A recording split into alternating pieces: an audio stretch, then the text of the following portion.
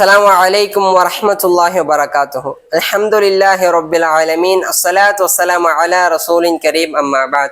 அன்பார்ந்த அல்லாஹ்வின் நல்லடியார்களே, இந்த உலகத்தில் தாய் மற்றும் தந்தை இருப்பவர்களும் இருக்கிறார்கள், தாய் அல்லாத தந்தை இருப்பவர்களும் இருக்கிறார்கள், தந்தை அல்லாத தாய், தாய் மற்றும் தந்தை இல்லாத அனாதைகளும் இருக்கிறார்கள்.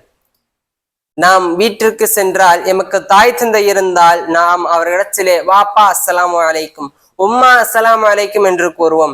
எமக்கு ஏதோ ஒரு தேவை இருந்தால் வாப்பா எனக்கு இதை வாங்கி கொடுங்கள், உம்மா எனக்கு அதை வாங்கி கொடுங்கள் என்று கூறுவோம். ஆனால் அனாதைகள், அவர்கள் எங்கே செல்வார்கள்? அவர்கள் யாரை பார்த்து வாப்பா அஸ்ஸலாமு அலைக்கும், உம்மா அஸ்ஸலாமு அலைக்கும் என்று கூறுவார்கள்?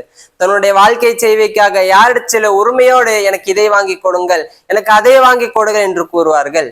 இந்த நாட்டிலே நிறைய அநாத இல்லங்கள் இருக்கிறது. நாம் அங்கு சென்று போய் பார்த்தால்தான் அவர்கள் எவ்வாறு கஷ்டப்படுகிறார்கள் என்று தெரியும். 3 வேளை உணவுக்காக கஷ்டப்படுகிறார்கள், உடுப்பதற்கு ஆடை இல்லாமல் கஷ்டப்படுகிறார்கள். அன்பானவர்களே, நாம் இந்த அநாதை இல்லத்தை சென்று இந்த அநாதைகளை முடிந்த அளவிற்கு ஆதரிக்க வேண்டும். நபி ஸல்லல்லாஹு அலைஹி வஸல்லம் அவர்கள் கூறினார்கள், அன்னா வகாஃபிலுல் யதீமி ஃபீ ஜன்னதி ஹகதா, நானும் அநாதைகளை பராமரிப்பவரும் சொர்க்கத்தில் இவ்வாறு இருப்போம் என்று தன்னுடைய ஆள்காட்டியவர்களையும் நடுவர்களையும் சேர்த்து கூறினார்கள்.